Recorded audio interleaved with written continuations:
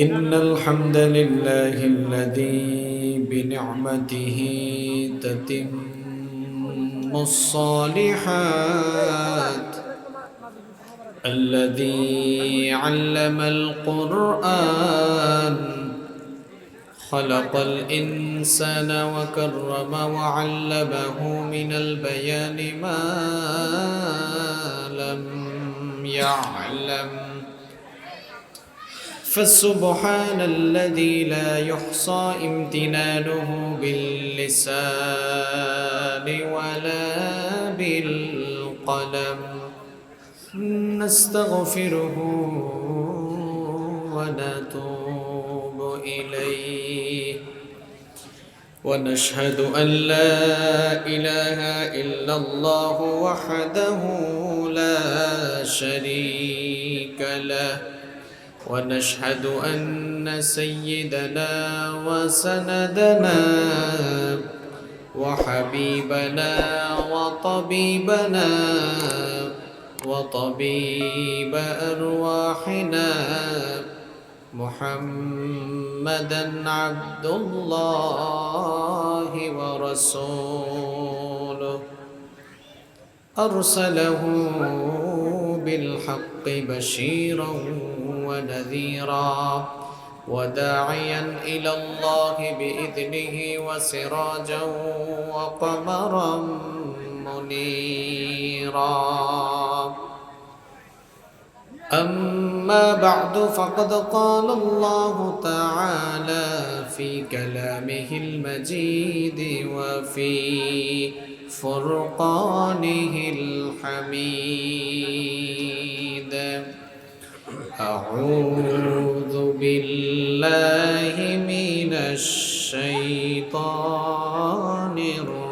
الرجيم. بسم الله الرحمن الرحيم. إن الله وملائكته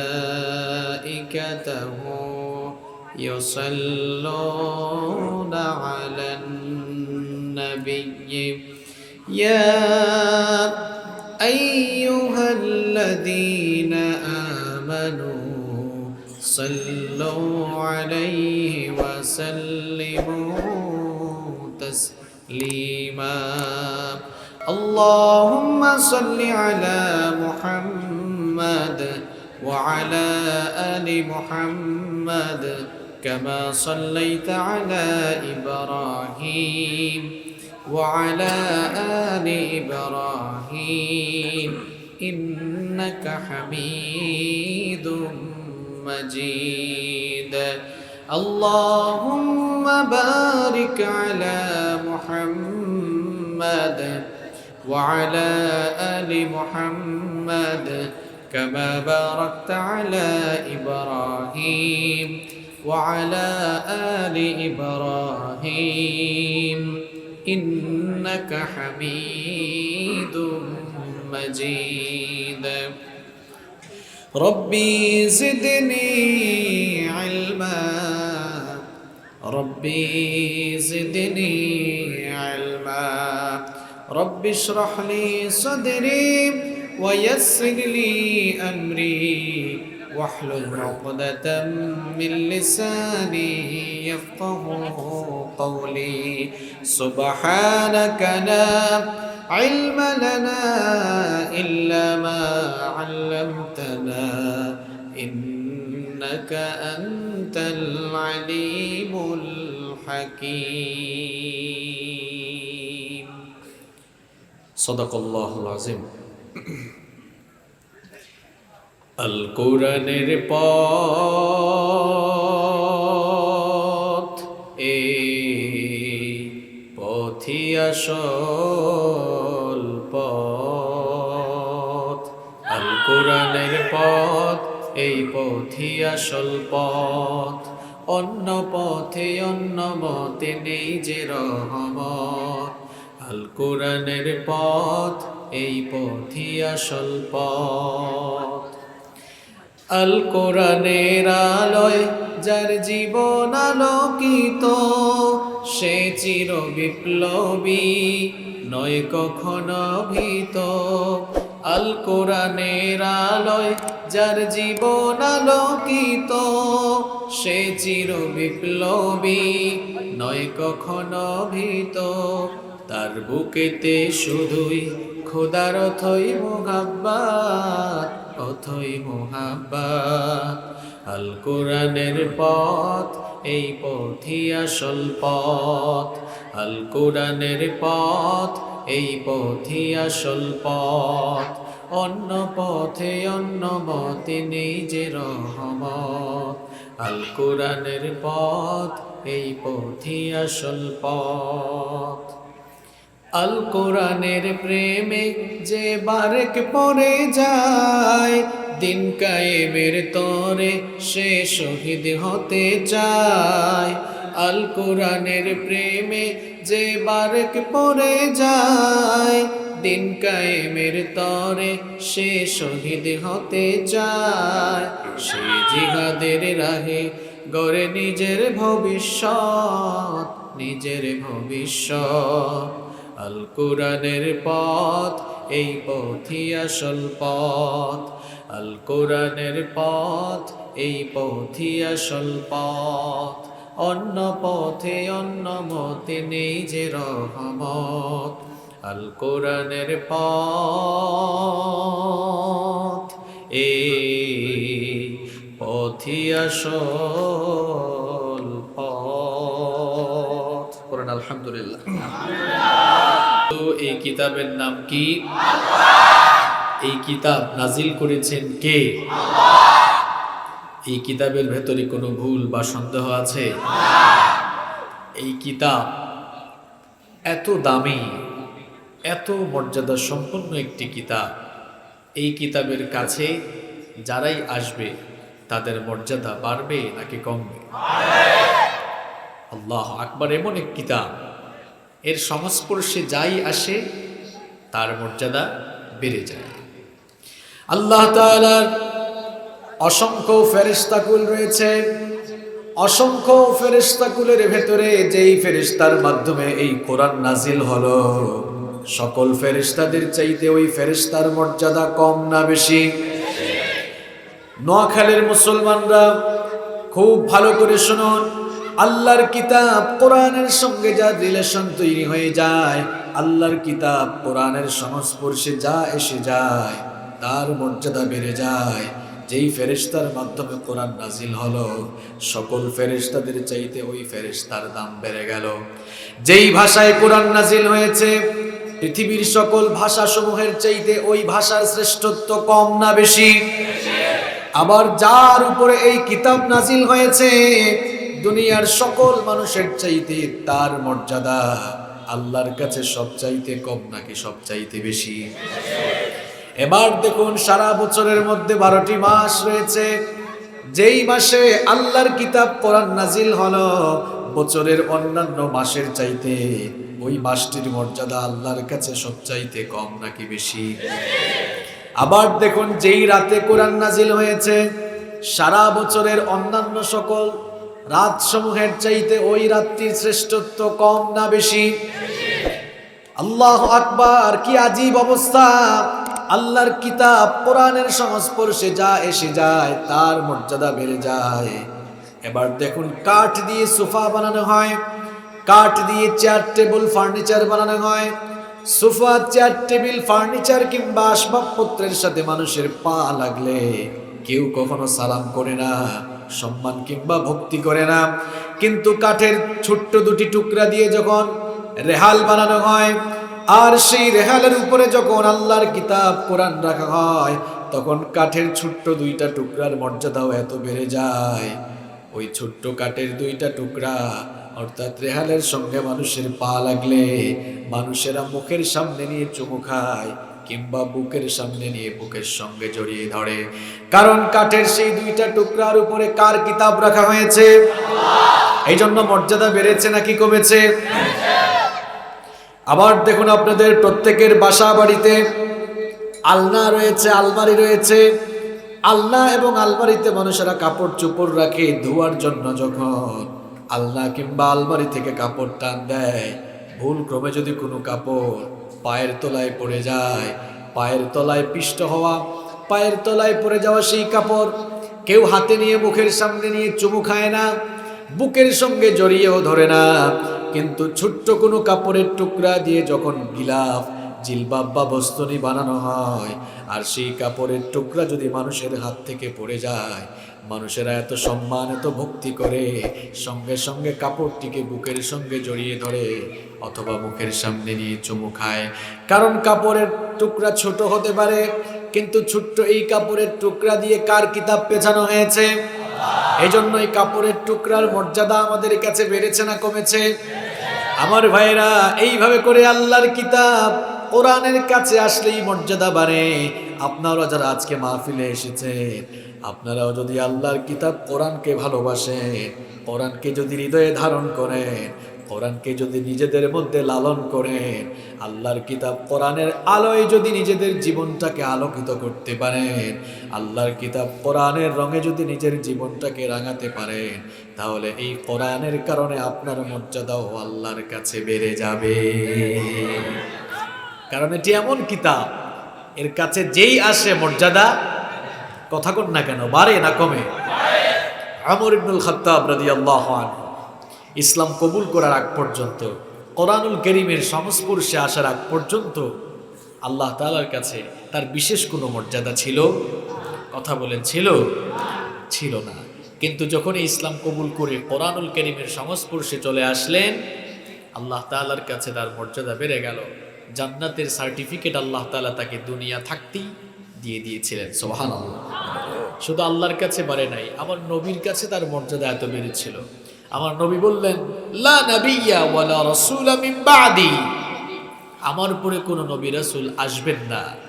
লাউ কানা নাবিয়্যাম মিন বা'দি লাকানা উমর, আমার উপরে কেউ যদি নবী হয়ে আসতো, তাহলে আমার ওমর আমার উপরে নবী হয়ে যেত। আল্লাহু আকবার। আপনি কোরআনের কাছে আসুন, আপনি যে প্রফেশন আর যে ডেজিগনেশনওয়ালা মানুষই হন না কেন, যে ক্লাসেরই মানুষ হন না কেন, আপনি যদি কোরআনের কাছে আসতে পারেন, আপনার মর্যাদা বাড়িয়ে দিবেন কে? শুধু মর্যাদা যে বাড়বে তাই নয়। মুসলিম শরীফের হাদিসে আল্লাহ রাসূল সাল্লাল্লাহু আলাইহি ওয়াসাল্লাম বললেন, আল কুরআন হুজ্জাতুল লাকা আও আলাইক, এই কোরআন কিয়ামতের দিন হয় আপনার পক্ষে শাফায়াতকারী হয়ে যাবে, আপনার পক্ষের দলিল হয়ে যাবে, নতুবা কোরআন আপনার বিপক্ষের দলিল হয়ে যাবে। কোরআন যদি কারো বিপক্ষে দাঁড়িয়ে যায়, ওই লোকটা নাজাত পাওয়ার আর কোনো সম্ভাবনা আছে? আর কোরআন যদি কারো পক্ষে দাঁড়িয়ে যায়, তাহলে ওই লোকটার নাজাতের রাস্তা সহজ হবে না কঠিন হবে? আল্লাহর নবী বললেন, তোমার জীবনটাকে কোরআনের রঙে রাঙাও। জীবনটাকে যদি কোরআনের রঙে রাঙাতে পারো, কাল কিয়ামতের দিন এই কোরআন তোমার সামনে দাঁড়িয়ে আল্লাহর সঙ্গে ঝগড়া করবে ততক্ষণ আল্লাহ তাআলা তোমাকে মাফ করে দিয়ে জান্নাতে ঢুকাবে না যতক্ষণ। এজন্য এই কোরআনের সাথী হয়ে যান, সাহিবুল কোরআন হওয়া লাগবে। সাহিবুল কোরআন হয়ে যেতে পারলেই এই কোরআন আমাদের পক্ষে আল্লাহর সামনে দাঁড়াবে। কোরআন আমাদের পক্ষে আল্লাহর সামনে দাঁড়াক, এটা কারা কারা চান না? হাত তুলেন তো। মনোযোগ আছে তাইলে বোঝা যাচ্ছে, তাই না? কোরআন আমাদের পক্ষে আল্লাহর সামনে দাঁড়াক, আল্লাহর কোরআন আমাদের পক্ষে আল্লাহর কাছে সুপারিশ করুক। কারা কারা চান? দুহাত তুলেন তো একটু দেখি। মাশাআল্লাহ, হাতগুলো নামান, আল্লাহ কবুল করুক। সম্মানিত ভাইয়েরা, তো কোরআন আমাদের পক্ষের সুপারিশকারী হবে তখন, কোরআনের দাবিগুলো আমরা পূরণ করব যখন। কোরআনের সুপারিশ পাওয়া যাবে তখন, কোরআনের দাবি পূরণ করবেন আপনি যখন। এখন প্রশ্ন হলো, কোরআনের দাবি কি? আমাদের প্রতি কোরআনুল কারীমের বিশেষ কিছু দাবি আছে। এই দাবিগুলো যদি পূরণ করতে পারেন, কোরআন পক্ষে দাঁড়াবে। আর এই দাবিগুলো পূরণ করতে না পারলে কোরআন বিপক্ষে। এখন প্রশ্ন হচ্ছে যে আমাদের প্রতি কোরআনের দাবি কি? আমি আমার ক্ষুদ্র রিসার্চে, আমি আমার ক্ষুদ্র গবেষণায় কোরআনের কি কি দাবি রয়েছে সেগুলো খুঁজে বের করেছি। আর আমি মানুষের প্রতি কোরআনের 8টি দাবি খুঁজে বের করেছি। এই 8টি দাবি যারাই পূরণ করবে তারাই কোরআনের সাথী হবে এবং কোরআন তাদের জন্য সুপারিশ করবে ইনশাআল্লাহ। আমাদের প্রতি কোরআনের কয়টি দাবি রয়েছে? যারা কথা বললেন না, মুখে কি ঠাডা পড়ছে নাকি? তা কথা বলেন না কেন? কোরআনের প্রতি আপনার প্রতি কোরআনের কয়টি দাবি আছে? আপনার প্রতি কয়টি দাবি? মিলান তো কয়টা দাবি পূরণ করেছেন? দিন তো চলে যাচ্ছে, সময় তো চলে যাচ্ছে, পৃথিবী থাকার জায়গা না চলে যাওয়ার জায়গা?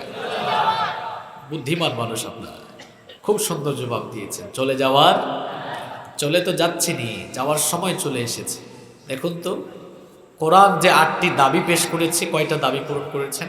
চলুন আমরা শুরু করি। নাম্বার 1, আপনার প্রতি কোরআনুল কারীমের 1 নম্বর দাবি হলো এই কিতাবটা পড়তে জানা, বিশুদ্ধ করে এই কিতাবের তেলাওয়াত জানা। বাংলাদেশে প্রত্যেক দিন বিভিন্ন এলাকায় শত শত হাজার হাজার মাহফিল হচ্ছে, মাহফিলের আয়োজন হচ্ছে। নিঃসন্দেহে এটি ইতিবাচক একটি দিক। শুধুমাত্র মাহফিল আয়োজন করলেই কোরআনের দাবি পূরণ হয়ে যায় না, বরং প্রত্যেককেই আল্লাহর কোরআন বিশুদ্ধ করে তেলাওয়াত শিখতে হবে।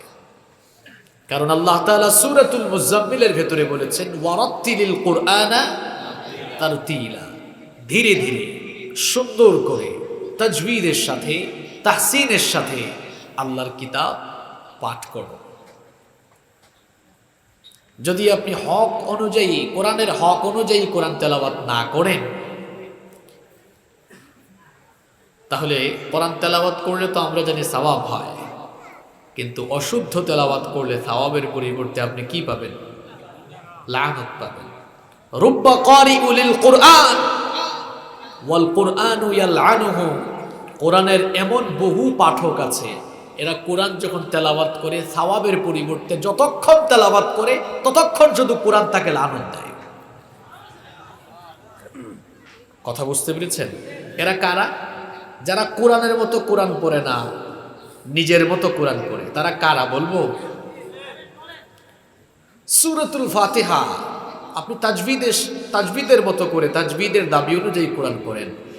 আলহামদুলিল্লাহি রাব্বিল আলামিন। এখন সে বলল আলহামদুলিল্লাহি রাব্বিল, এটা হইছে? অশুদ্ধ করে যদি কেউ পড়তেই থাকে কোরআন, সওয়াব পাবে না লানত পাবে? লানত পাবে। কারো কারো বয়স 40, 50, 60 বছর হয়ে গেল, এখনো বিশুদ্ধ কোরআন তেলাওয়াত আপনি শিখলেন না। এই হায়াত দিয়েছেন কে? কথা কন না কেন? আপনি তো এখনো বিশুদ্ধ কোরআন শিখলেন না। আপনার জীবন কোথায় যায়? কিভাবে কাটাচ্ছেন আপনি আপনার জীবন? আপনি যদি বলেন হুজুর চেষ্টা করছে, যতটুকু পারছি ততটুকু, না, আপনি ছাড় পাবেন না। কারণ আল্লাহ তাআলা এই কিতাবের প্রথম শব্দ নাজিল করেছেন ইকরা, রিড, এটা পড়ো। এটা পড়ার জন্য নাজিল করেছেন কে? আপনি তো পড়লেন না, আপনি তো পড়া শিখলেন না। বলুন তো কোরআন শেখা ফরজ না নফল? এই কথা কন না কেন? ফরজ না নফল? আমার যুবক ভাইয়েরা, 25, 30, 35 বছর সময় চলে গেল, কোন দিন কোরআন শিখবেন? ব্যবসা বাণিজ্যের হিসাব নিকাশ তো ঠিক মতোই করেন, কিন্তু আল্লাহর কিতাব না শিখলে যে নাজাতের রাস্তা খুঁজে পাওয়া যাবে না, এই হিসাব নিকাশ কি মিলাতে পারেন না? আমার স্কুল, কলেজ, ইউনিভার্সিটিতে যে সকল ভাইয়েরা পড়ো, সেই শিক্ষার্থী ভাইদেরকে বলছি, তোমরা খুব সুন্দর করে প্রমিত বাংলায় কথা বলতে পারো, খুব সুন্দর করে অনেকে ইংরেজিতে কথা বলতে পারো, অনেকের প্রনাউন্সিয়েশন খুব চমৎকার, কিন্তু তুমি আউযুবিল্লাহ বিসমিল্লাহ শুদ্ধ করে এখনো পড়তে পারো না। এটি তোমার জীবনের সবচাইতে বড় ব্যর্থতা। কোরআন না শেখা হচ্ছে জীবনের সবচাইতে বড় ব্যর্থতা। এর চাইতে বড় ব্যর্থতা আর নাই। আফসোস লাগে, আফসোস লাগে তাদের জন্য যারা ব্যবসা বাণিজ্যের জন্য লক্ষ লক্ষ টাকা পুঁজি খাটায়, অনেক সময় বিনিয়োগ করে, কিংবা বাবার লক্ষ লক্ষ টাকা ইনভেস্ট করে বছরের পর বছর যারা পড়াশোনা করছে, সময়ও বিনিয়োগ করছে, টাকা পয়সাও বিনিয়োগ করছে, কিন্তু আল্লাহর কোরআন শেখার জন্য সময়, অর্থ কোনোটাই বিনিয়োগ করতে পারছে না। কেন আপনি পারছেন না? আমার স্কুল কলেজ ইউনিভার্সিটির ভাইদেরকে আমি বলি, তোমরা দেশের বাইরে স্কলারশিপ নিয়ে যাওয়ার জন্য ইংরেজি ভাষার কোর্স করো, আইএলস এক্সাম দেয়, আইএলসের জন্য কোর্স করে, টুইফেল করে, জিআরই করে, পরীক্ষার ফি 20,000 টাকা দেয়, হাজার হাজার টাকা দিয়ে কোচিং করে, 3 মাস 4 মাস 5 মাস 6 মাস 1 বছর 2 বছর কোচিংই করছে, হাজার হাজার টাকা বিনিয়োগ করে মাসের পর মাস সময় দিয়ে যদি তুমি বিদেশি ভাষা শিখতে পারো, তাহলে আল্লাহর জান্নাতে যাওয়ার জন্য কয়েক মাস সময় বিনিয়োগ করে এই কিতাব তুমি কেন শিখতে পারো না? কি হলো তোমার? কেন আপনি কোরআন শিখছেন না? এখনো কেন আপনি কোরআন শিখতে পারলেন না? এই কোরআন যদি আপনি না শিখেন, যার উপরে এই কোরআন নাজিল হয়েছে তার নাম কি? মুহাম্মাদুর রাসূলুল্লাহ সাল্লাল্লাহু।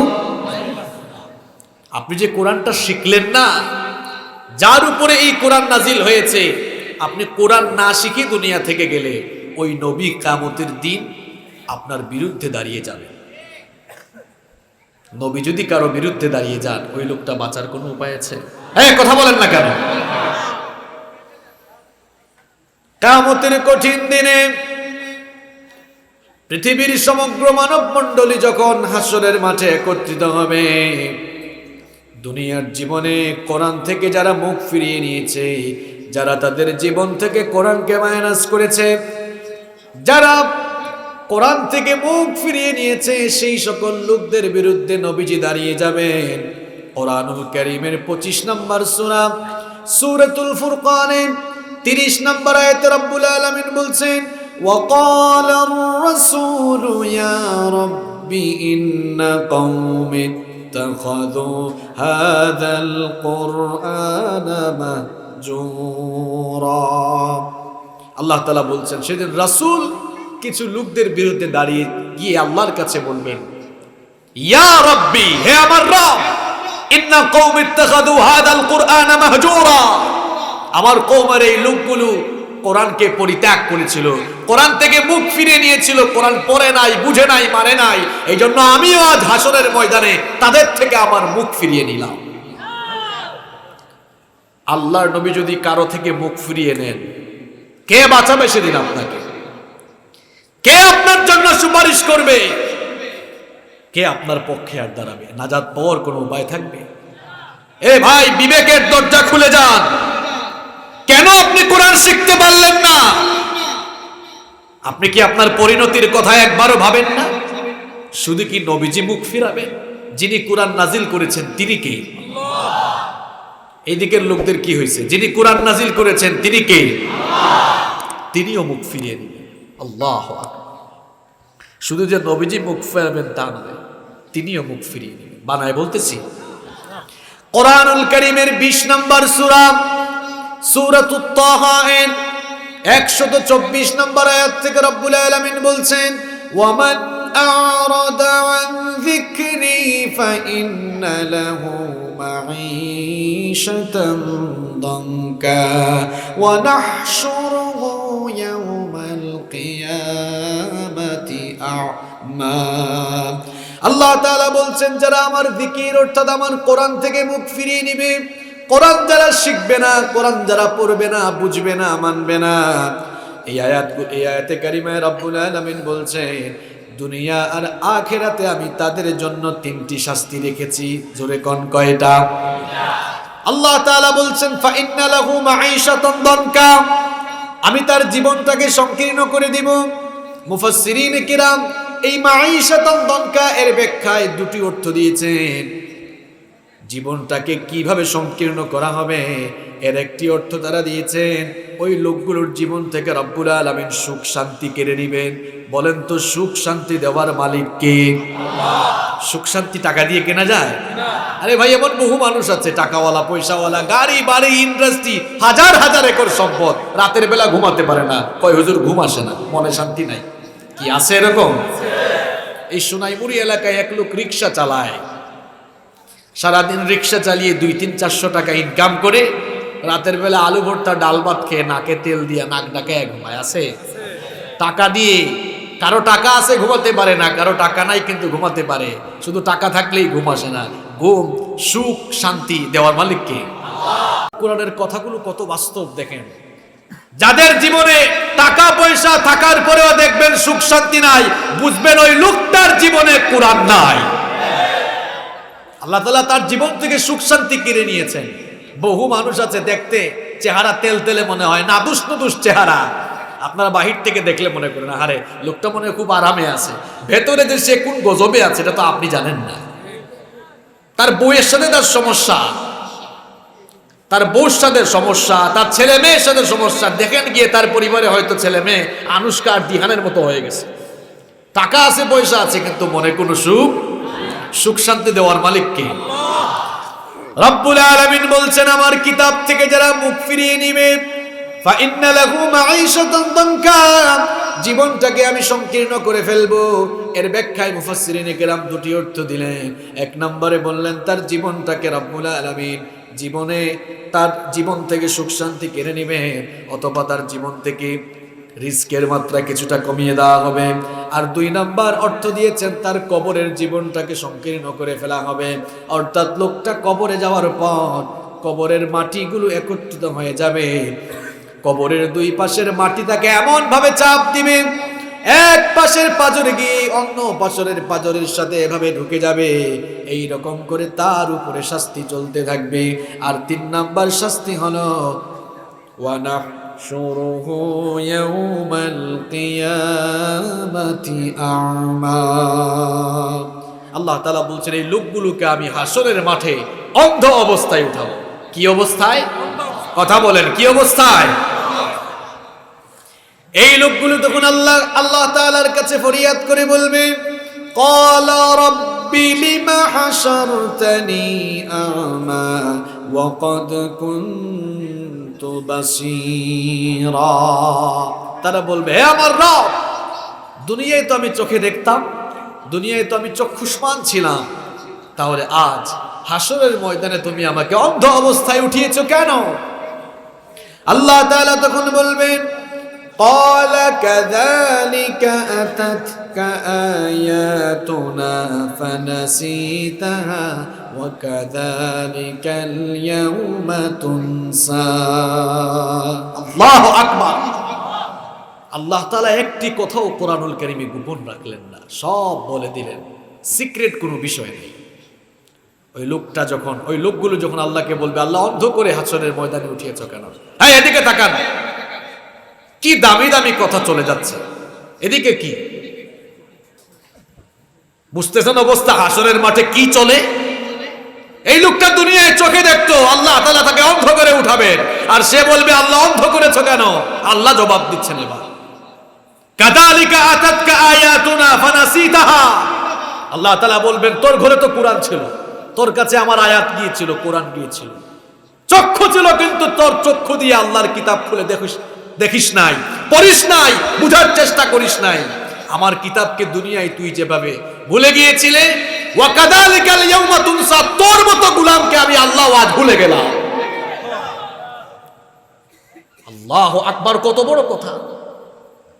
তুই আমার কোরআনকে দুনিয়ায় ভুলে গিয়েছিলে, তোর মতো গোলামকে আমি আল্লাহ আজ ভুলে গেলাম।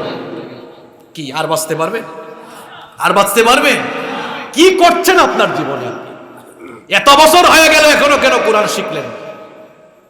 কোরআন শেখার সুযোগ আমাদের দেশে, আমাদের সমাজে কম না বেশি? এখন ঘরে বসে কোরআন শেখা যায়। আপনার এলাকায় কত মানুষ আছে কোরআন বিশুদ্ধ করে জানে, আপনি এখনো শিখলেন না। আপনি এখনো আলাম তারা কাইফা ফাআলা ওই রকম অবস্থায় পড়ে আছেন। নিজের বিবেক যদি থাকে, আজকের মাহফিল থেকে সিদ্ধান্ত নিন, আগামীকাল থেকে নয়, মনে জ্বালা বাড়ান যে আজ থেকে আমি কোরআন শিখবো ইনশাআল্লাহ।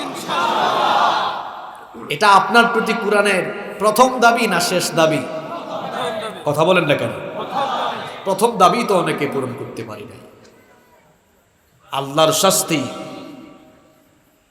আল্লাহর শাস্তি, এবং আল্লাহর শাস্তি থেকে যদি বাঁচতে চাই, নবীর সুপারিশ যদি লাভ করতে চাই, কোরআনের সুপারিশ যদি পেতে চাই, আমার ভাইরা কোরআন শেখার কোনো বিকল্প নাই। তাহলে আমার প্রতি, আপনার প্রতি কোরআনুল কারীমের 1 নম্বর দাবি হল আল্লাহর এই কোরআনটাকে বিশুদ্ধ করে তেলাওয়াত করতে জানা। কত মানুষ ডাক্তার হয়ে গেছে, ইঞ্জিনিয়ার হয়েছে, লয়ার হয়েছে, ইউনিভার্সিটির টিচার হয়েছে, তো কি হয়েছে?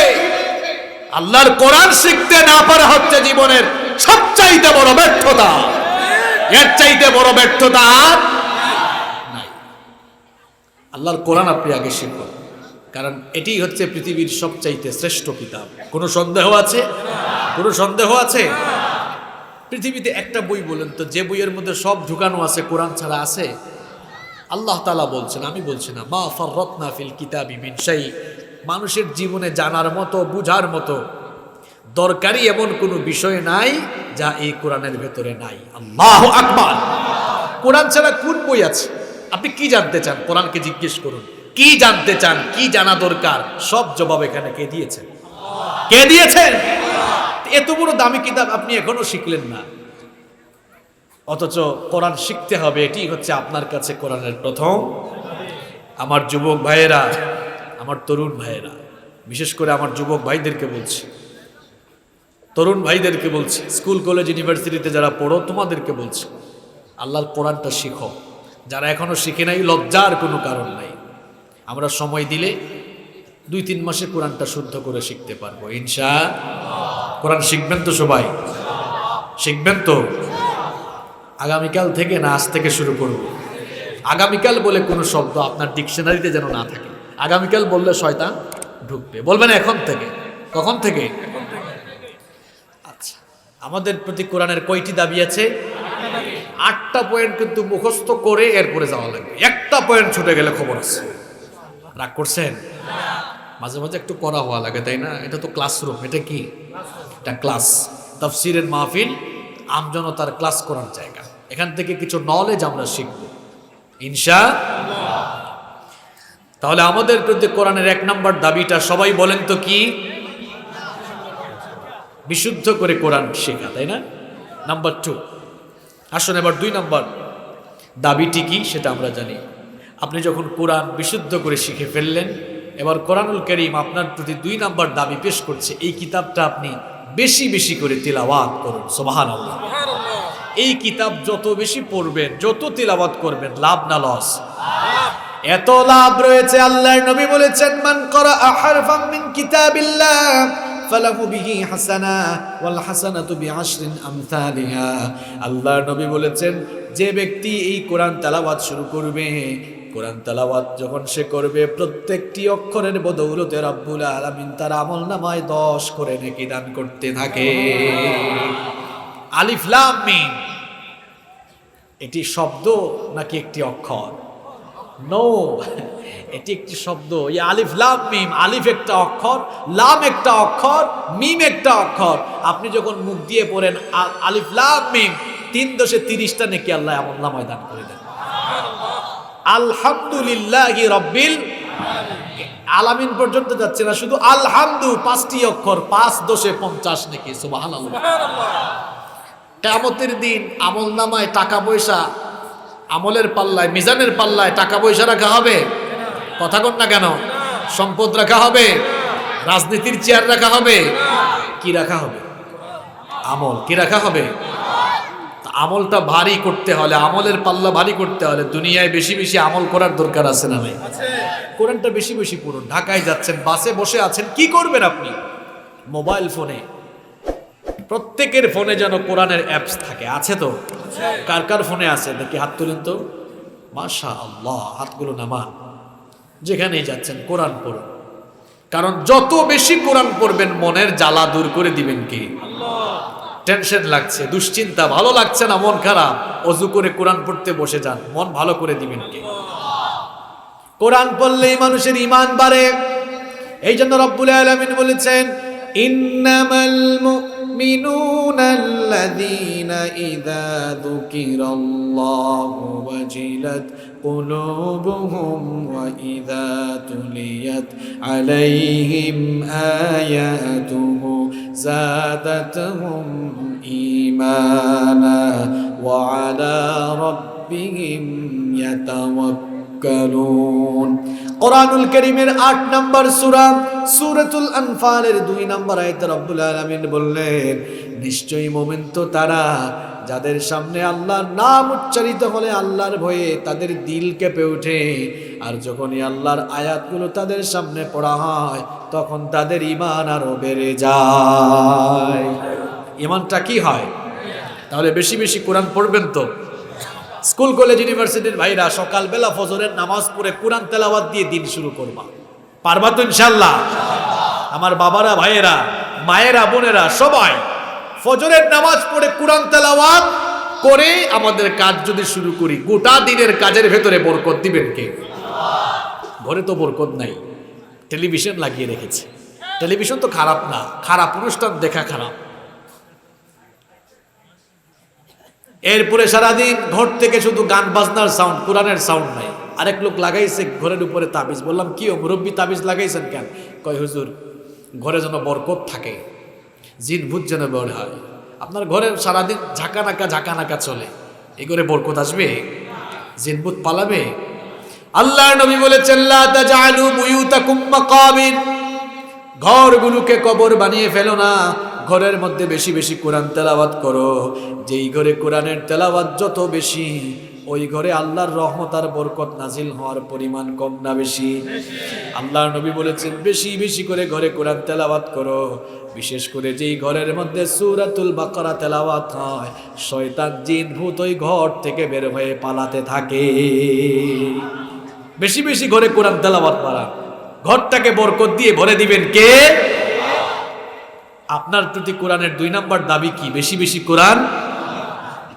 পয়েন্টগুলো মনে রাখতেছেন তো? আলোচনার শেষে কিন্তু ফাইনাল এক্সাম হবে, দেখা যাবে কাদের একেবারে পুরোটা মনে থাকে। পয়েন্টগুলো অন্তত যেন মনে থাকে। আল্লাহ আমাদেরকে তৌফিক দাও। আমাদের প্রতি কোরআনের দাবি আছে কয়টা? বলছি কয়টা? কয়টা বলছি? কষ্ট হচ্ছে আপনাদের? আসুন নাম্বার ৩ নাম্বার হচ্ছে, আপনি তো কোরআন শিখলেন, এখন তেলাওয়াত করেন। এখন কোরআনের একটি দাবি হলো, যাকে সুযোগ পান তাকে কোরআনটা শিখান। সুযোগ পাইলে কি শিখান? কোরআন শিখান। কারণ কোরআন যারা শিখে আর যারা শিখায়, এদের মতো উত্তম মানুষ, এদের চাইতে ভালো মানুষ আল্লাহর কাছে আর কেউ নাই। সুবহানাল্লাহ। আল্লাহর নবী বলেছেন, খায়রুকুম মান তাআল্লামাল কুরআনা ওয়া আল্লামা, তোমাদের মধ্যে তারাই আল্লাহর কাছে সবচেয়ে উত্তম যারা কোরআন শিখে এবং মানুষকে কোরআন শিখায়। সুবহানাল্লাহ। এজন্য আপনি কোরআন শিখলে আশপাশের লোকদেরকে অন্তত কোরআন শেখান। আপনার ওয়াইফ কোরআন তেলাওয়াত না পারলে আদর করে তাকে শিখান। কোনো বোনের স্বামী যদি কোরআন তেলাওয়াত না পারে, আপনি আপনার হাজবেন্ডকে কোরআন শিখান। আপনি আপনার ভাই বোনকে কোরআন শিখান। দুটো কাজ করলে কোনো লস হয় না। এই দুটা কাজ করলে স্থায়ী সওয়াব পাওয়া যায়। কয়টা কাজ? ১ নাম্বার, মানুষকে বেশি বেশি কোরআন গিফট করবেন। কি গিফট করবেন? আপনারা বিয়ে শাদীতে যান, অনেক কিছু গিফট করেন না? আমি ব্যক্তিগত আমার একটি অভ্যাস আপনাদের সাথে শেয়ার করছি। আমি বিয়ে শাদীর অনুষ্ঠানে গেলে আমার যেটা ভালো লাগে সেটা নেই, সাথে কিন্তু কোরআন হাদিসের কিছু কিতাব নেই। নিলে কি হবে? আপনি একজনকে কোরআন দিলেন, এই কোরআন পড়লে শুধু কি সে সওয়াব পাবে? আপনি পাবেন না? পাবেন না? এখন থেকে বিয়ে শাদীতে বেশি বেশি কোরআন গিফট করবেন তো? করবেন তো? আচ্ছা, আরেকটি কাজ করুন, মানুষকে কোরআন শিখান। যাকে কোরআন শিখালেন সারা জীবন কোরআন পড়বে, সে সওয়াব পাবে, আপনিও সওয়াবের একটা অংশ পাবেন। সুবহানাল্লাহ। আমি আপনাদের সামনে এই যে কোরআন থেকে কথা বলছি, আমার উস্তাদ সওয়াব পাচ্ছেন, তার উস্তাদের উস্তাদ, তার উস্তাদের উস্তাদ, সবাই এরকম সওয়াব পেতে থাকছেন। সুবহানাল্লাহ। হয়তো অনেকে কবরে চলে গিয়েছে, কিন্তু সওয়াবের ধারা কি বন্ধ আছে? বন্ধ আছে? বন্ধ নাই। এই জন্য আপনি কোরআন সুযোগ পাইলেন, যাকে সুযোগ পান তাকেই কোরআন শেখান। এটা হচ্ছে আপনার প্রতি কোরআনুল কারীমের কয় নাম্বার দাবি? আপনার বাচ্চাদেরকে কোরআন শেখান। Teach your children the Holi book Quran. Teach your children the Holy Book Quran. The Holy Book Quran will teach your children everything. আপনার সন্তানকে কোরআন শিখান, দেখবেন কোরআন আপনার সন্তানকে সবকিছুর সাথে পরিচিত করে দিবে, সবকিছুর জ্ঞান শিখিয়ে দিবে। সুবহানাল্লাহ। আপনি আপনার সন্তানকে অ আ ক খ এ বি সি ডি শিখায়েন, পরে আলিফ বা তা থা শিখান আগে।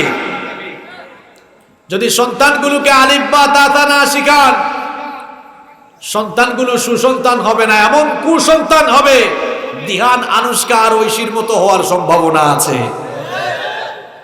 আপনার সন্তানকে, ছেলে মেয়েকে ইংলিশ মিডিয়ামে পড়াচ্ছেন, সায়েন্স কমার্সে পড়াচ্ছেন, ভালো কথা, পড়ান, কোনো অসুবিধা নাই, কিন্তু সবার আগে তাকে কোরআন শিখান, সবার আগে কোরআন শিখান আপনি তাকে। আল্লাহর কোরআন না শিখলে তার চরিত্র কখনো ভালো হবে। সবার আগে কোরআন শিখান। সবার আগে কি শিখাতে হবে? কোরআন শিখাতে হবে। কোরআন শেখানোর ব্যাপারে আমাদের কত গাফলতি, কত গাফলতি আমাদের। ছেলে মেয়ে বড় হয়ে যাচ্ছে, অনেকে এখনো কোরআন শেখার নাই। এটা কেমন ছেলে মেয়ে রেখে যাচ্ছেন আপনি, যে আপনার ছেলে মেয়ে এখনো কোরআন শিখলো না? এটা কেমন ছেলে মেয়ে আপনি রেখে যাচ্ছেন বলেন? এমন কুসন্তান রেখে যাচ্ছেন কেন? সন্তানগুলোকে কোরআন শিখিয়ে যান, আল্লাহওয়ালা মুত্তাকি পরহেজগার বানিয়ে যান। মরার পরে আপনি কবরে গিয়ে সওয়াব পেতে থাকবেন। সুবহানাল্লাহ পড়ে সন্তানটাকে কোরআন শিখিয়ে যান, সন্তানটাকে মুত্তাকি পরহেজগার বানিয়ে যান, অন্তত যেন আপনি মারা যাওয়ার পরে আপনার ছেলেটা আপনার জানাজা দিতে পারে। আপনারা বলেন তো, জানাজা ইমামতি করার জন্য বড় কোনো আলেম হওয়া লাগবে? কথা বলেন, বড় কোনো আলেম হওয়া লাগবে না। বিশুদ্ধ তেলাওয়াত যদি কারো থাকে, আর কেউ যদি নামাজের মাসআলা মাসাইলগুলো জানে, জানাজার নামাজে ইমামতি করতে পারে, এতে কোনো অসুবিধা। আর আপনার ছেলেটাই জানাজার নামাজে ইমামতি করার সবচাইতে হকদার, আর আপনার ছেলে আপনার জানাজার ইমামতি করলে তার ভেতরে যে আবেগ অনুভূতি কাজ করবে, এটা হুজুরের এই আবেগ অনুভূতি কাজ করবে।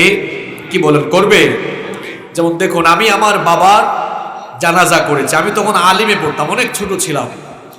তো আমি আমার বাবার জানাজা ইমামতি যখন করছি, প্রত্যেকটা তাকবীর দিতে গিয়ে চোখ দিয়ে তো পানি আসবে স্বাভাবিক, কলিজা কেঁপে উঠেছিল, কারণ আমার বাবার ইমামতি আমি করছি, জানাজার ইমামতি করছি। অন্য কোনো হুজুর পড়ালে এই অনুভূতি কাজ করতো?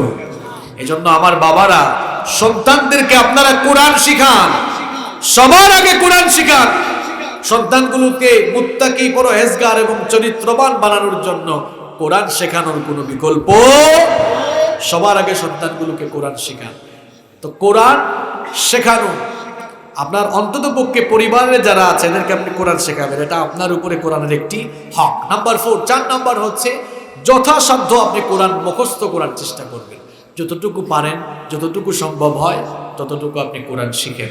আমাদের দেশের মুসলমানদের যে বাস্তব চিত্র তাদের মাঝে আমরা দেখি, আমরা ওই আলাম তারা কাইফা ফাআলা রাব্বুকা বিআসহাবিল ফিল, সূরা ফিল থেকে সূরাতুন নাস, এই 10টা সূরা মুখস্থ করেছে। এগুলোর নামও দিয়েছে নামাজের সূরা। কয় হুজুর এই 10টা সূরা শিখছি, সারা জীবন এই 10টা সূরা দিয়েই নামাজ পড়ছি। অথচ জায়গা জমির হিসাব নিকাশ আছে, টাকা পয়সার হিসাব নিকাশ ডেইলি রাখে, কিন্তু কোরআন মুখস্থ করতে পারে? কিরকম কপাল পোড়া! কোরআন কেন মুখস্থ করেন না আপনি? আরব দেশগুলোতে ট্যুর দিলে, সফর দিলে দেখবেন তাদের একটি অভ্যাস হলো, তারা যে যতটুকু পারে কোরআন তারা মুখস্থ করার চেষ্টা করে। এমনকি মিশরের আল আজহার ইউনিভার্সিটি, মদিনা ইউনিভার্সিটি সহ আরব বিশ্বের অনেকগুলো ইউনিভার্সিটিতে কোরআন শিক্ষা তাদের সিলেবাসের মধ্যে বাধ্যতামূলক, কোরআন মুখস্থ করা। এটা যদি আমাদের সিলেবাসেও থাকতো ভালো হতো না? মদিনা ইউনিভার্সিটি বা উম্মুল কুরা ইউনিভার্সিটি বা আল আজহার ইউনিভার্সিটিতে আপনাদের কোনো আত্মীয় স্বজন ছেলেপেলেরা পড়লে এদেরকে জিজ্ঞেস করবেন যে অন্তত কয়েক পারা তাদেরকে 4 বছরের অনার্স লাইফে মুখস্থ করতে হয়। এই কারিকুলাম, এই সিলেবাস যদি আমাদের দেশেও থাকতো ভালো হতো না খারাপ হতো? যদি ক্লাস 1 থেকে মাস্টার ডিগ্রি পর্যন্ত সিলেবাসে তো সব আছে, শুধু কোরআনটা নাই। কোরআন ঢোকালে কি গুনাহ হইতো? কথা বলেন। এখন কোরআন তো দূরের কথা, নৈতিক শিক্ষাকে এখন পরীক্ষার ভেতরেও রাখা হচ্ছে না, তাই না? ইসলাম এবং নৈতিক শিক্ষাকে পরীক্ষা থেকে বাদ দেওয়া হয়েছে। যেই জাতি দ্বীনি শিক্ষাকে অবহেলা করবে, সেই জাতির ছাত্রছাত্রীগুলো চরিত্রবান হওয়ার বিপরীতে এদের চরিত্র এত খারাপ হবে। দেখেন না দিহান আনুষ্কা কেমন? এরা তো ফ্লাশ হয়েছে, ভাইরাল হয়েছে, আরো কত দিহানের আনুষ্কার চরিত্র, লালনকারী কতজনের চরিত্র এখনো ভাইরাল হয় না। সিলেবাসের ভেতরে কোরআন ঢুকিয়ে দাও, যেই সিলেবাসের ভেতরে দিন থাকবে, কোরআন থাকবে, মাস্টার ডিগ্রি শেষ করার পরে যারাই বের হবে প্রত্যেকেই একজন সুনাগরিক হওয়ার পাশাপাশি প্রত্যেকেই আল্লাহওয়ালা মুত্তাকি পরহেজগার এক একজন আল্লাহর ওলি হয়ে বের হবে, ঠিক কি না? সিলেবাসে এমন থাকলে কেমন হতো যে ক্লাস 1-এ কায়দা শিখুক, ক্লাস 2-তে গিয়ে এটাকে আপনারা কি বলেন, আমপারা শিখুক, অন্তত ক্লাস 3-4 পর্যন্ত বিশুদ্ধ কোরআন চলুক, প্রয়োজনে ক্লাস 5 পর্যন্ত চলুক, অল্প অল্প করে, অল্প অল্প। ক্লাস 6 থেকে এবার মুখস্থ শুরু হোক, ক্লাস 6-এ 6 পৃষ্ঠা বা 1 পারা, 1 বছরে 1 পারা শেখা সম্ভব না, 7-এ গিয়ে 2 পারা, এরকম বাড়ানো হোক, বাড়াতে বাড়াতে অন্তত ক্লাস মাস্টার ডিগ্রি পর্যন্ত এভাবে পুরা কোরআনই শেখানো যেত। পুরো কোরআন বাদ দিয়ে যদি আমরা এমনও করতাম যে যতটুকু পারুক ততটুকু শিখুক, ভালো হতো না খারাপ হতো? আপনার সিনার ভেতরে কোরআন থাকবে যত বেশি, আপনার সিনাটা নোংরাও কম হবে, তাই না? তত বেশি কম নোংরা হবে, কলুষতা ঢুকবে না। বেশি বেশি কোরআন শিখো। 10টা সূরা শিখে বসে আছেন কেন? প্রত্যেকদিন এক আয়াত করে শিখো, এক আয়াত হইলেও শিখো। কোরআন মুখস্থ করা সহজ। আজকে থেকে সূরা নাবা শুরু করুন, এক আয়াত শিখুন। আম্মা ইয়াতাসাআলুন, এক আয়াত। সারাদিনে এই একটা আয়াত শিখতে পারবেন না? আগামীকাল আরেকটা আয়াত শিখুন। আনিন নাবাইল আযীম, কয় আয়াত হইল? কয় আয়াত? একদিনে এই অংশটুকু, এই যে ছোট্ট অংশ আনিন নাবাইল শিখা যাবে না? পরের দিন আরো এক আয়াত শিখেন, আল্লাযী হুম ফীহি মুখতালিফুন, কয় আয়াত হইল? এই 3 আয়াত মনে রাখবেন কেমনে, কৌশল শিখায় দেই। নামাজ তো সর্বনিম্ন 3 আয়াত দিয়ে পড়লেও নামাজ। তো প্রত্যেক 5 ওয়াক্তের নামাজে প্রথম রাকাতে যে কোনো সূরা পড়ে আপনি দ্বিতীয় রাকাতে এই 3 আয়াত পড়েন, তাইলে 5 ওয়াক্ত যদি বারবার রিহার্সাল করেন অন্তর থেকে ছুটবে। আরো বাড়ান, কাল্লা সায়ালামুন, 4 নম্বর আয়াত শিখা হয়ে গেল। এভাবে এক এক দিন এক আয়াত করে শিখলেও দেখবেন বছরের পর বছর যত আয়াত বাড়বে কোরআন তত আপনার সিনার ভেতরে ঢুকতেই। আমি প্রত্যেক দিন কোরআন মুখস্থ করি, প্রত্যেক দিন আমি নিজে কোরআন মুখস্থ করি। পারবেন তো ইনশাল্লাহ? পারবেন তো ইনশাল্লাহ? আপনার প্রতি এটা কোরআনের কয় নাম্বার দাবি? কয় নাম্বার দাবি? নাম্বার 5। 5 নাম্বার হচ্ছে কোরআনটা বুঝা। কোরআনটা কি করা? উপলব্ধি করা, বুঝা, হৃদয়ঙ্গম করা। কোরআন তো আরবি ভাষায় নাজিল হয়েছে, আপনি আরবি বুঝেন না, তোতা পাখির মতো কোরআন বুঝলে হবে না। তোতা পাখির মতো কোরআন পড়লে চলবে না, তেলাওয়াত করলে চলবে না, এটাকে বুঝতে হবে। কারণ আল্লাহ তাআলা এই কিতাব বুঝে পড়ে জীবনে মানার জন্য নাজিল করেছেন। আল্লাহ তাআলা নিজেই বলছেন, আফালা ইয়াতাদাব্বারুনাল কুরআন, কি হলো তোমাদের? কেন তোমরা কোরআন বুঝার চেষ্টা করছো না? কোরআন কেন বুঝছো না? আম আলা কুলুবিন আকফালুহা, তাহলে কি তোমাদের অন্তর তালাবদ্ধ হয়ে গিয়েছে? অন্তরের তালা খুলে দিন, আল্লাহর কোরআন বুঝে পড়ার চেষ্টা করুন, তাহলে নাজাতের রাস্তা দেখিয়ে দিবেন কে? আমার বাবারা একটু মনোযোগ বানান তো। আপনাদের কাছে আমার একটা প্রশ্ন আছে। মনে করুন আগামীকাল সকালবেলা সুপ্রিম কোর্ট থেকে খামে ঢোকানো একটা চিঠি আসছে, ইংরেজিতে লেখা।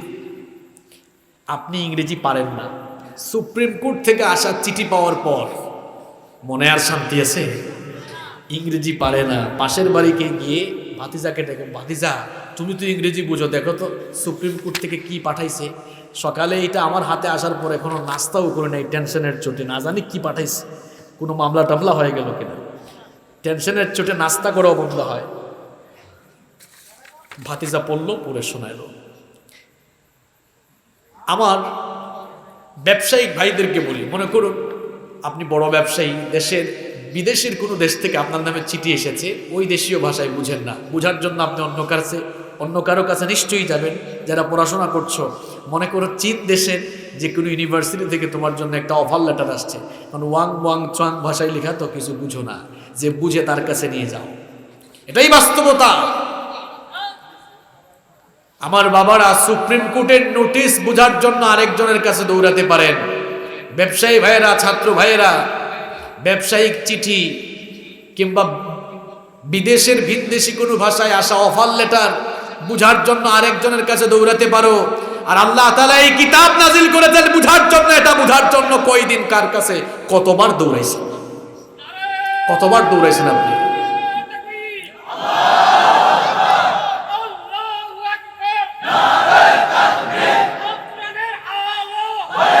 না, দাঁড়ান দাঁড়ান দাঁড়ান দাঁড়ান, স্লোগান আবার দিবেন। আপনি বলবেন আল কোরআনের আলো, এরা বলবে মানুষ আল কোরআনের আলো হৃদয়ে হৃদয়ে জালো অথবা অন্তরে অন্তরে জালো। দেন বলেন, আমি দিই আল কোরআনের আলো, আপনারা বলবেন কি অন্তরে অন্তরে। এইসব স্লোগান শেষ, ঘরে ঘরে বহু জ্বালাইছেন, এখন নিজের ভিতরে জ্বালান। এখন স্লোগান পরিবর্তন করা লাগবে। নিজের ভেতরে জ্বললে ঘরে জ্বলবে, ঘরে জ্বললে সমাজে জ্বলবে। অনেক এলাকায় বলে সংসদে জ্বালো, আরে মিয়া সংসদে জ্বালাবার আগে মানুষের অন্তরে জ্বালান।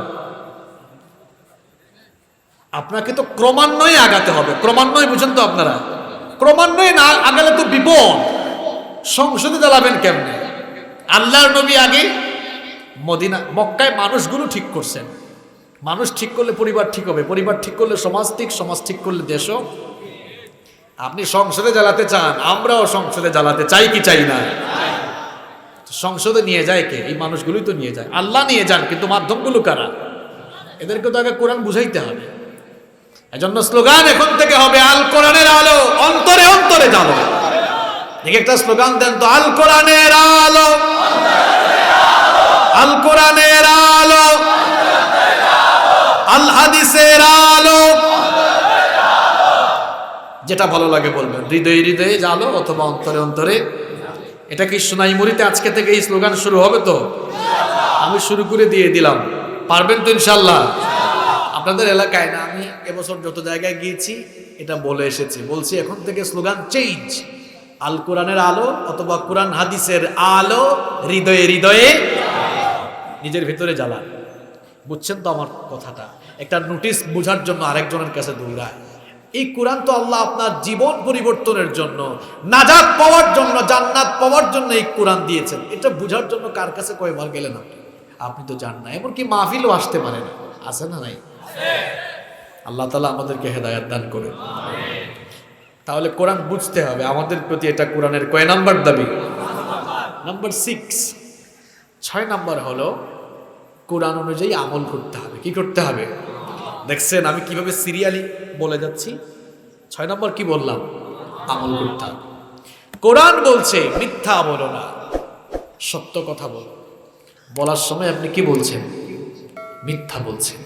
তাহলে কোরআন আর আপনার জীবন কি মিলল? কথা বলেন। কোরআন বলছে আহাল্লাল্লাহুল বাইআ ওয়া হাররামার রিবা, আল্লাহ তাআলা ব্যবসা হালাল করেছেন আর সুদকে কি করেছেন? আল্লাহ তাআলা বলছেন ইয়া আইয়ুহাল্লাযীনা আমানু লা তাকুলুর রিবা আদআফাম মুদাআফা, চক্রবৃদ্ধি হারে তোমরা সুদ খেও না। নামাজে হুজুরের পিছনে দাঁড়ায়, সুদ খাওয়ার বেলাও আগের কাতারে দাঁড়ায়। অবশ্যই এরকম সুদখোর সোনাইমুড়িতে নাই, আছে মানে এই এলাকায়ও আছে। কি মনে করছেন হুজুর জানে না? এই লোকটা সুদের আয়াত। আবার দেখবেন কিছু সুদখোর আছে খুব আল্লাহওয়ালা। আল্লাহওয়ালা বলতে ভুল বুঝেন না, আপনার টুপি টুপি দেয়, সকালবেলা ফজরের নামাজ পড়ে ওই সুদের আয়াত পড়তেছে, ইয়া আইয়ুহাল্লাযীনা আমানু লা তাকুলুর রিবা আদআফাম মুদাআফা। কোরআন 2-3 পৃষ্ঠা পড়ে সুদের টাকা নিয়ে, ও আনছো দাও। দেখছেন তিলাওয়াত করলো সুদও। এই বৈপরীত্য কেন? এই বৈপরীত্য কেন? এর কারণ হলো লোকটা তুতা পাখির মতো কোরআন পড়তেছে, কিন্তু কোরআনটা বুঝে না। আমার হাতে থাকা কোরআনের দিকে আপনারা তাকান, এটা হচ্ছে প্রিন্টেড কোরআন। এটা কি কোরআন? প্রিন্টেড।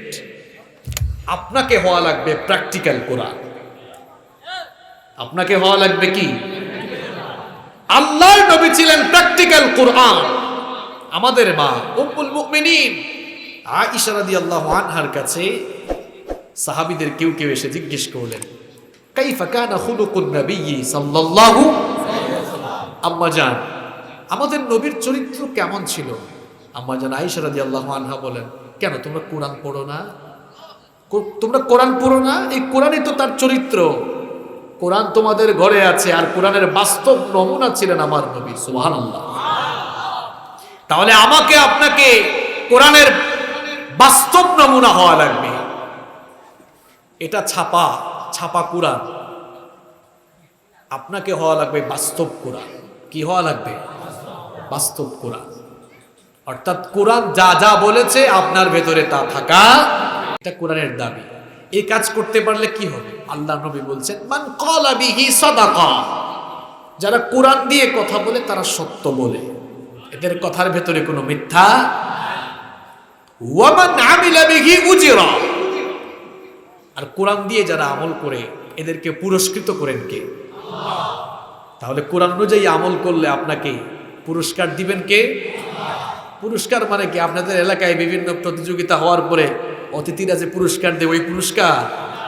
পুরস্কার হচ্ছে আল্লাহর নিজের বানানো জান্নাত। সুবহানাল্লাহ। পুরস্কারটা কি? তাহলে জান্নাত পেতে হলে কি করা লাগবে? কোরআন দিয়ে আমল করা লাগবে। কি করা লাগবে? দেখুন, আমাদের জীবনটা অপরিকল্পনা ভিত্তিক হয়ে গেছে। যদি পরিকল্পনা থাকতো, আমার দিকে খেয়াল করুন, যদি পরিকল্পনা থাকতো, এই কোরআন কি খুব বেশি বড়? কথা বলেন, বেশি বড়? আয়াত আছে কত? 6600, 6500-এর চাইতে বেশি। আপনারা আজকে বাড়িতে গিয়ে ক্যালকুলেটরে হিসাব করবেন, প্রত্যেক দিন যদি আপনারা মাত্র 5 আয়াত, কয় আয়াত? 5টা আয়াত ঠান্ডা মাথায় ঠান্ডা মগজে অর্থ আর ব্যাখ্যা সহ পড়তেন, এই কোরআন পড়তে আপনাদের মাত্র 2 থেকে 2.5 বছর সময় লাগত। কত বছর? কত বছর? প্রত্যেকদিন কয় আয়াত করে পড়লে? 5 আয়াত পড়তে কত সময় লাগে? এখন বলবেন হুজুর পড়বো কেমনে? আলহামদুলিল্লাহ, তথ্য প্রযুক্তির যুগে কত নিয়ামত। এখন পিডিএফ পাওয়া যেমন যায়, বইও কিনতে পাওয়া, বাংলায় অনুবাদ করা তাফসির এখন বাজারে আছে না? ইসলামিক ফাউন্ডেশন থেকে করাও আছে। তাফসির ইবনে কাথির আছে, তাফসির জালালাইন আছে, তাফহিমুল কোরআন আছে, জিলালুল কোরআন আছে, অনেক তাফসির আছে না? এটা কেমন মানুষ আপনি? আপনি আপনার ঘরে লক্ষ লক্ষ টাকার সোফা কিনতে পারেন, লক্ষ লক্ষ টাকার ফার্নিচার কিনতে পারেন, কিন্তু হাজার হাজার টাকা খরচ করে আপনি ঘরে এক সেট কোরআনের তাফসির রাখতে পারেন না। এটা কেমন মানুষ আপনি? এটা কেমন মানুষ আপনি বলেন আমাকে? প্রত্যেকের ঘরে যেন 3-4 সেট করে তাফসির থাকে। পারবেন তো ইনশাআল্লাহ? ড্রয়িং রুমকে ফুল দিয়ে সাজানো লাগবে না। ড্রয়িং রুমের চতুর্দিকে সোফা থাকবে, সোফার পেছনে বুক শেলফ থাকবে। যদি আপনি 50, 60, 80 হাজার, 1 লাখ টাকা দিয়ে সোফা কিনতে পারেন, 50,000 টাকা দিয়ে কোরআনের কয়েক সেট তাফসির আর কয়েক সেট হাদিসের সেট আর কিছু ইসলামী সাহিত্য কিনে করে রাখবেন। পারবেন তো ইনশাআল্লাহ? ঘরটাকে পড়াশোনার ঘর বানান। কেমন ঘর বানাইছেন আপনি? আপনার ঘরে ঢুকলেই যেন কিতাব দেখা যায়। কি দেখা যায়? পারবেন তো? কোরআন দিয়ে কি করা লাগবে? আমল করা লাগবে। কয়টা বলছি? কথা বলেন, কয়টা বলছি? আবার জায়গা মতো আসছি। এই 6টা কাজ হচ্ছে একক। 6টা কাজ কি? বাকি 2টা সামষ্টিক। বাকি 2টা আচ্ছা, এই 6টা কে মনে রাখছেন? বলেন। 1 নাম্বার কি? বিশুদ্ধ করে কোরআন। 2 নাম্বার বেশি বেশি তিলাওয়াত করা। 3 নাম্বার আশপাশে বা যারা অধীনস্থ আছে তাদেরকে কোরআন শেখানোর চেষ্টা করে। 3 নাম্বার যথাসাধ্য মুখস্থ করা। 5 নাম্বার কোরআন বুঝা এবং 6 নাম্বার কোরআন অনুযায়ী। এবার আসেন 7 নাম্বার কাজ হলো এবার এই কোরআনের দাওয়াত নিয়ে সমাজে বের হয়ে যাওয়া। এই কোরআনের দাওয়াত নিয়ে সমাজে কি করা? বের হয়ে যাওয়া। আপনি শুধু কোরআন শিখবেন, নিজে নিজে তেলাওয়াত করবেন, নিজে নিজে আমল করবেন, আর আপনার সমাজের মানুষ কোরআন থেকে দূরে থাকবে। এটা তো ইমানদার যে সমাজে বাস করে সেই সমাজের চিত্র হতে পারে। ইমানদারদের সমাজের চিত্র হবে তারা এই কোরআনের দাওয়াত, হকের দাওয়াত নিয়ে বের হয়ে যাবে। রব্বুল আলামিনের জন্যই বলেছেন, ওয়ালতাকুম মিনকুম উম্মাতুন ইয়াদউনা ইলাল খায়রি ওয়া ইয়ামুরুনা বিল মারুফি ওয়া ইয়ানহাউনা আনিল মুনকার ওয়া উলাইকা হুমুল মুফলিহুন। আল্লাহ তাআলা বলছেন, তোমাদের মধ্যে এমন কিছু মানুষ থাকা উচিত এমন একটি দল থাকা উচিত, এমন কিছু লোক থাকা উচিত যারা মানুষদেরকে কল্যাণের দিকে আহ্বান করবে, সৎ কাজের আদেশ দিবে আর অসৎ কাজ থেকে বারণ করবে। সৎ কাজের আদেশ দিতে হলে তো কোরআন জানা লাগবে। কি জানা লাগবে? শুধু নিজে নিজে কোরআন জেনে বসে থাকলে হবে না, কোরআনের দাওয়াত মানুষের কাছে নিয়ে বের হওয়া লাগবে। কুনতুম খায়রা উম্মাতিন উখরিজাত লিন-নাসি তা'মুরুনা বিল মা'রুফি ওয়া তানহাউনা আনিল মুনকার। আল্লাহ তাআলা বলছেন, তোমরাই সর্বোত্তম জাতি, সর্বশ্রেষ্ঠ জাতি। তোমাদের কাজ হচ্ছে মানুষকে সৎ কাজের দিকে ডাকবা, অসৎ কাজে কি করবা? এখন আমরা সৎ কাজের আদেশ দেই না, অসৎ কাজ থেকে নিষেধ করি না। আমাদের সামনে অসৎ কাজ চলে, অন্যায় চলে, আমরা মুখ বুজে চুপ করে বসে আছি। এরকম আছে না নাই? অনেকে বলে বাবা তারা করুক, আমি আমার কাম করতে থাকি। এরকম আছে না? সমাজে এরকম কিছু সুফি আছে। আপনার আবার অন্য কিছু বুঝেন না। সুফি মানে আমি এই রূপকর্থে কথাটি এখানে ব্যবহার করেছি, অর্থাৎ নিজেকে বাঁচানোর ধান্দায় কিছু লোক আছে। মানুষ যাই করে সে কিছু বলে। আল্লাহর নবী এদের ব্যাপারে খুব সুন্দর একটি উদাহরণ দিয়ে বলেছেন, হাদিসটি বুখারী শরীফে এসেছে। আল্লাহর নবী বলছেন, নিজেদের সামনে অন্যায় অপকর্ম দেখে যারা চুপ থাকে, নিজেকে নিয়েই যারা ব্যস্ত থাকে, এদের উদাহরণ হলো 2 তলা বিশিষ্ট জাহাজের যাত্রীর মতো। কয় তলা বিশিষ্ট? শুনতেছেন আপনারা? 2 তলা বিশিষ্ট জাহাজের যাত্রীর মতো। ওই 2 তলা বিশিষ্ট জাহাজে উপরের তলায় ফ্যাসিলিটিস একটু বেশি থাকায় নিচের তলার যাত্রীরা উপরের তলায় একটু যাওয়া আসা বেশি করে। উপরের তলার একজন ক্ষিপ্ত হয়ে বলল যে, তোমরা সব সময় খালি উপরের তলায় আসো কেন? বিরক্ত লাগে, একটু কম কম আসতে পারো না? নিচতলার একজন লোক খেপে গিয়ে বলল, ঠিক আছে যা, উপরের তলায় আসবোই না। এমনকি নিচতলায় যদি 1 ফোঁটা পানি নাও থাকে খাবার জন্য, তাও আসবো না। পানি লাগলেও আমি জাহাজ ছিদ্র করে পানি তোলা শুরু করব। এই পাগলা যদি এবার জাহাজ ছিদ্র করা শুরু করে দেয়, জাহাজ ডুবলে সে একা মরবে না সবাই মরবে? একা মরবে না সবাই মরবে? আপনার সমাজের লোকেরা অন্যায় অপকর্ম করবে আর আপনি মুখ বুজে বসে থাকবেন, কথা বলবেন না। গজব নাজিল হলে আপনার মতো আল্লাহওয়ালার উপরে হাই পাবেন, আপনার উপরেও গজব নাজিল হবে। এই জন্য আল্লাহ তাআলা বলেছেন, ওয়াত্তাকু ফিতনাতাল লা তুসিবান্নাল্লাযীনা যালামু মিনকুম খাসসা। সাবধান হও, সতর্ক হয়ে যাও সেই সকল গজব থেকে, যেই গজবগুলো শুধুমাত্র গজব নাজিল হওয়ার কারণ যারা, তাদের উপরেই নাজিল হবে না, বরং যারা অন্যায় অপকর্ম দেখে নিজেরা চুপ থাকে তাদের উপরেও গজব নাজিল হবে। এই জন্য নিজেকেও যদি বাঁচাতে চান, মানুষের কাছে বের হতে হবে। হেদায়াত, এই লোকটা হেদায়েতে আসলেও কি না আসলেও কি আপনার এতে কোনো মাথা ব্যথা নাই, কিন্তু দাওয়াত নিয়ে আপনাকে বের হওয়া, এটি আপনার কি দায়িত্ব, এটি আপনার কি। আহারে, আপনি তো এই মিছিল ওই মিছিলে যান, কোরআনের মিছিলে কোনোদিন গিয়েছেন? স্বীকারও করছে, দেখছেন? তাহলে কোরআনের মিছিলে যাওয়া দরকার আছে না নাই? কেন যাবেন? যে আল্লাহ বলছেন, কোরআনের মিছিলে যাওয়া মানে কোরআন প্রচারে শামিল হয়ে যাওয়া। সুবহানাল্লাহ। এজন্য কোরআনের আন্দোলনে নিজেকে শামিল করে ফেলতে হবে। নিজের জীবনটাকে কোরআনের দাওয়াতি কাজে সম্পৃক্ত করতে হবে। শুধু নিজে নিজে কোরআন পড়ে ঘরে বসে আমল করলে চলবে না, কোরআনের দাওয়াত নিয়ে মানুষের কাছে বের হওয়া লাগবে। এটি হচ্ছে আপনার প্রতি কোরআনের 7 নাম্বার দাবি। নাম্বার 8, অনেক কষ্ট করেছেন আপনারা, অনেকক্ষণ হয়ে গিয়েছে, সর্বশেষ পয়েন্টে এসেছি। আপনার আমার প্রতি কোরআনের 8 নাম্বার দাবি হলো, কোরআন অনুযায়ী নিজেদের সামগ্রিক জীবনের সকল কর্মকাণ্ড পরিচালনা। আপনি বলবেন, হুজুর যে কোরআন দিয়ে যে সামগ্রিক কর্মকাণ্ড পরিচালনা করব, সবকিছু কোরআনে আছে না? নাই? আছে, আছে, আছে। কোরআনুল কারীমের 16 নম্বর সূরা, সূরাতুন নাহলের 89 নম্বর আয়াতের শেষাংশে রব্বুল আলামিন বলছেন, وَنَزَّلْنَا عَلَيْكَ الْكِتَابَ تِبْيَانًا لِكُلِّ شَيْءٍ وَهُدًى وَرَحْمَةً وَبُشْرَى لِلْمُسْلِمِينَ।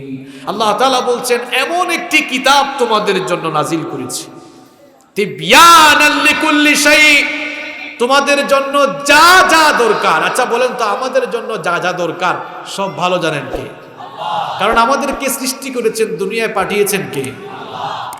তো আপনি আপনার জীবন সম্পর্কে ভালো জানবেন, আপনার প্রয়োজন সম্পর্কে আপনি ভালো জানবেন, নাকি যিনি সৃষ্টি করেছেন তিনি ভালো জানবেন? তিনি ভালো জানবেন। ওই আল্লাহ বলছেন, এমন কিতাব দিয়েছি, এমন কিতাব নাজিল করেছি, তিবয়ানাল লিকুল্লি শাই, যা যা দরকার সব আমি এর ভেতরে ঢুকিয়ে দিয়েছি। সুবহানাল্লাহ।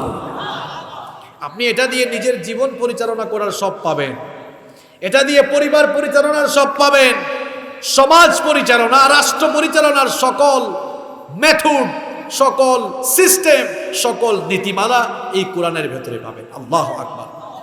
যদি রাষ্ট্র পরিচালনার নীতি কোরআনে না থাকতো, তাহলে আমার নবী 10 বছর মদিনার রাষ্ট্র চালালেন কার নীতি দিয়ে, কার আইন দিয়ে? অনেকে আছে যারা কোরআন হাদিস নিয়ে গবেষণার সুযোগ পায়নি, পড়াশোনার সুযোগ পায়নি, শয়তান এদেরকে ওয়াসওয়াসা দিয়ে এমন শয়তানি কথা মাঝে মাঝে বলায়। এরা মাঝে মাঝে বলে ধর্ম আর রাষ্ট্র ব্যবস্থা সম্পূর্ণ বিপরীত দুটি বিষয়, আলাদা দুটি বিষয়। ধর্ম আর রাষ্ট্র ব্যবস্থা কখনো এক হতে পারে? আমি আপনাকে কয়জন নবীর নাম বলবো বলেন, যেই সকল নবীরা নবুয়তি দায়িত্ব পরিচালনার পাশাপাশি রাষ্ট্র ব্যবস্থা পরিচালনা করেছেন? শুনেন কতজন নবীর নাম বলতেছে। সুলাইমান আলাইহিস সালাম, নাম শুনছেন আপনারা? তিনি নবী ছিলেন, শুধু নবী নয়, নবীর ঘরের নবী। সুবহানাল্লাহ। বাপও নবী, ছেলেও। বাবার নাম কি ছিল? দাউদ আলাইহিস সালাম। বাবাও নবী, ছেলেও। তিনি তার বাবার রেখে যাওয়া সিংহাসনে আরোহণ করেছিলেন মাত্র 13 বছর বয়সে। আল্লাহু আকবার। কত বছর বয়সে? এটা ইউনিয়নে বসে, ইউনিয়নের চেয়ারে বসে মানুষ ইউনিয়ন চালায়, একটা উপজেলা পরিষদে বসে মানুষ উপজেলা চালায়, একটা সংসদের এমপি হয়ে মানুষ একটা সংসদীয় আসন চালায়, একটি দেশের প্রেসিডেন্টের চেয়ার কিংবা প্রধানমন্ত্রীর চেয়ারে বসে কেউ একটা দেশ চালায়। আর আল্লাহর নবী সুলাইমান আলাইহিস সালামকে আল্লাহ তাআলা সেই সিংহাসনে বসিয়ে গোটা পৃথিবীর বাদশা বানিয়ে তাকে গোটা পৃথিবী পরিচালনা করিয়েছেন। সুবহানাল্লাহ বলে ওয়াজ থেকে গেলে চলবে না, এবার আওয়াজ করে বলে, সুলাইমান নবী যে গোটা পৃথিবীর বাদশাহী পেয়ে গোটা পৃথিবী শাসন করলেন, আমার বাপ দাদার নীতি দিয়ে করেছেন না আল্লাহর আইন দিয়ে? তাহলে ধর্ম আর রাষ্ট্র ব্যবস্থা কি আলাদা?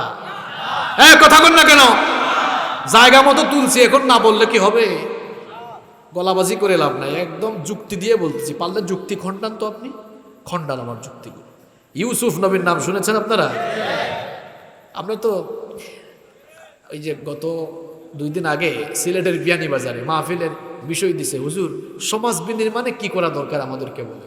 তো আমি কথার ফাঁক দিয়ে বলছিলাম, ইসলামের ফর্মুলা হলো মসজিদের ইমাম যে হবে সমাজের ইমামও।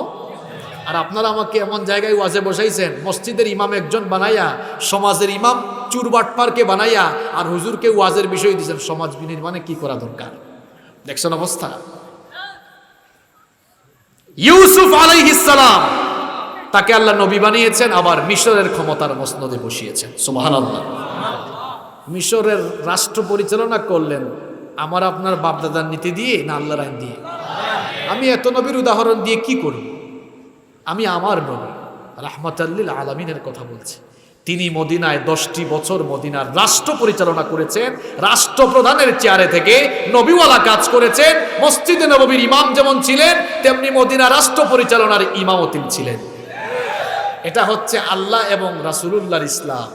আল্লাহ এবং রাসূলের ইসলাম হলো মসজিদের ইমাম যে সমাজের ইমাম, সে সমাজকে নেতৃত্ব দিবে তারা যারা মসজিদে ইমামতি করার যোগ্যতা রাখে। ঠিক তো বলছেন? আপনি কি করছেন? ইমাম একজনকে বানায়, হুজুর আপনি এটা নিয়ে থাকেন। কোরআন নাই, ইসলাম নাই, নামাজ নাই, এরকম বেঈমানকে সমাজের দায়িত্ব দিয়েছেন। এটা আপনার বানানো ইসলাম, এটা আল্লাহ এবং রাসূলের ইসলাম নয়। এখন বলবেন হুজুর কেমনে কেমনে? আসেন কেমনে আপনার লাইনে তুলে বুঝাই যাবেন, এটা তো বুঝবেন না। আমার নবী নবুয়তের দায়িত্ব পালন করে আর মদিনার রাষ্ট্র পরিচালনার দায়িত্ব মনে হয় আবু জেহেলকে দিয়েছেন। আবু জেহেলকে দিলে তো কোনো জ্ঞানজামি হইতো না। আল্লাহর নবী যদি একবার বলতেন, চাচা আপনি সব চালান আর কাবা ঘরের ইমামতি দেন, আবু জেহেল বলতো, ভাতিজা ইমামতি কেন, খতিবগিরিও দিলাম আর রাষ্ট্রীয় ফেসিলিটিও দিলাম, বুকে আসো এবার। পেস লাগলো কেন? আল্লাহর নবী বললেন, চাচা সব আপনার নীতিতে চলবে না। আলা আলাহুল খালকু ওয়াল আমর, সৃষ্টি যার, আইন চলবে। এখন তো পেস লাগলো, দেখছো আমার ভাতিজা কি কয়, ধরো মারো, জুলুম নির্যাতন আছে না নাই? আপনি ইসলামের ইতিহাস পড়ছেন ভালো করে? কেউ কেউ বলে আদর্শ দিয়ে ইসলাম এসেছে। গাধা, শুধু আদর্শ দিয়ে ইসলাম আসলে আল্লাহর নবী তায়েফে মার খেয়েছেন কেন? আদর্শ দিয়ে ইসলাম আসলে আল্লাহর নবী সাফা পাহাড়ে রক্ত ঝরালেন কেন? শুধু আদর্শ দিয়ে ইসলাম আসে নাই, আদর্শ এবং রক্ত দুটির মাধ্যমে ইসলাম আল্লাহর জমিনে কায়েম হয়েছে।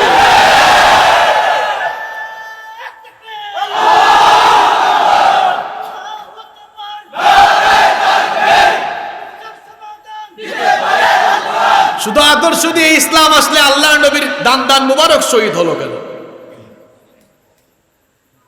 অনেকে বলে এমনকি মাহফিলে, এবার আমার এক মাহফিলে এক লোক বলতেছে যে অনেক জায়গায়, মানে তো খুব সুন্দর করে কথা বলে, একটু মাইক পাইলে তো কথা বলার সুযোগ ছাড়ে না, অনেক জায়গায় হুজুররা এটা সেটা বলে এত কিছু বলা লাগে আদর্শ দিয়ে ইসলাম প্রতিষ্ঠা হয়েছে। তাকে পাশে বসাই এরপরে ভালো করে দিলাম, বললাম আদর্শ দিয়ে ইসলাম আসলে তা যারা আল্লাহর নবীকে আল আমিন বললো তারা কেন আল্লাহর নবীকে মিথ্যাবাদী বললো, জাদুকর বললো?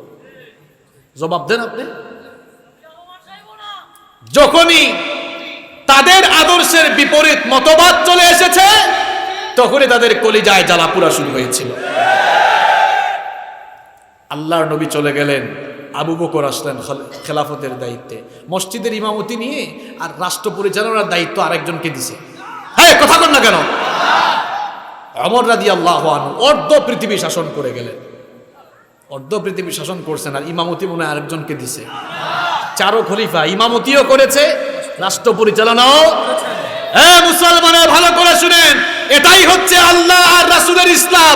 মসজিদের ইমামতি একজন আর সমাজের ইমামতি যতদিন আরেকজন করবে, এভাবে মুসলমানদের সমাজ যতদিন চলবে ততদিন পর্যন্ত মুসলমানরা গোটা পৃথিবীতে অধপতিত হতে হতে অধপতনের অতল তলদেশে নিমজ্জিত হবে।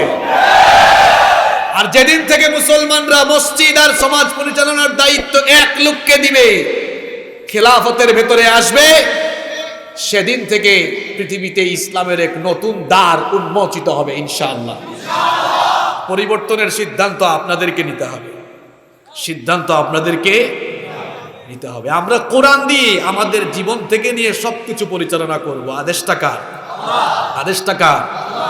এই 8টি দাবি আমাদের প্রতি কোরআনের 8টি দাবি রয়েছে। এই 8টি দাবি পূরণ করতে পারলেই নাজাতের রাস্তা খুলে দিবেন কে?